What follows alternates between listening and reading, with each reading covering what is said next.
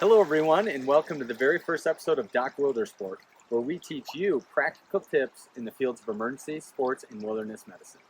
Today I'm going to teach you how to apply a tourniquet.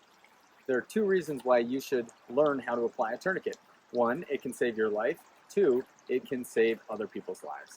So when should a tourniquet be used? A tourniquet should be used in any life-threatening arterial bleed from the extremities, the arms or the legs.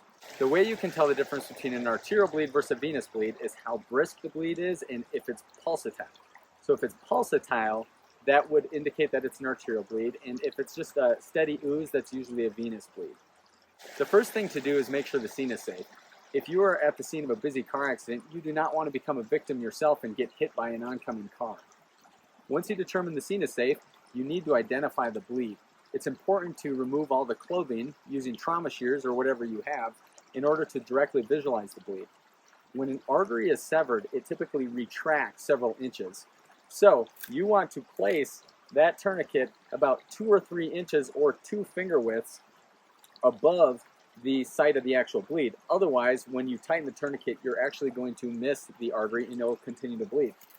So once you have it in the correct location, you need to pull all of the slack out of it and apply it to the Velcro. Then you need to start to turn the windlass. Turning the windlass is the ultimate step that will make you stop the bleed.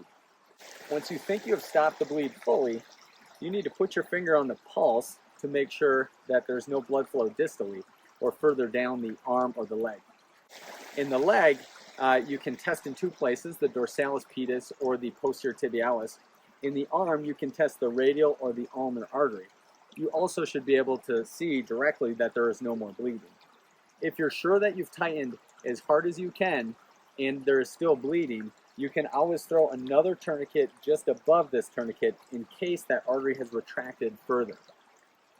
Once you have secured the windlass underneath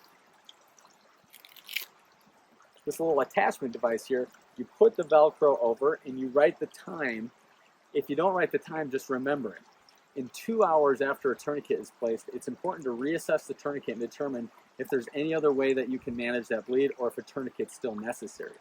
It's important to know that you are blocking all blood flow beyond the tourniquet, so all these cells are going to be dying.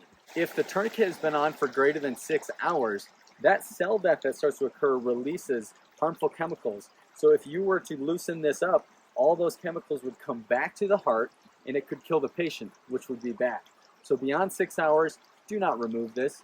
If you are extricating or evacuating the patient, do not remove it either. Let a medical professional do that.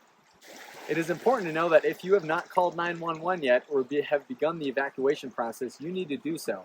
Once you've stopped the bleeding, there still needs to be definitive care of that injury, and that has to take place in a qualified medical setting.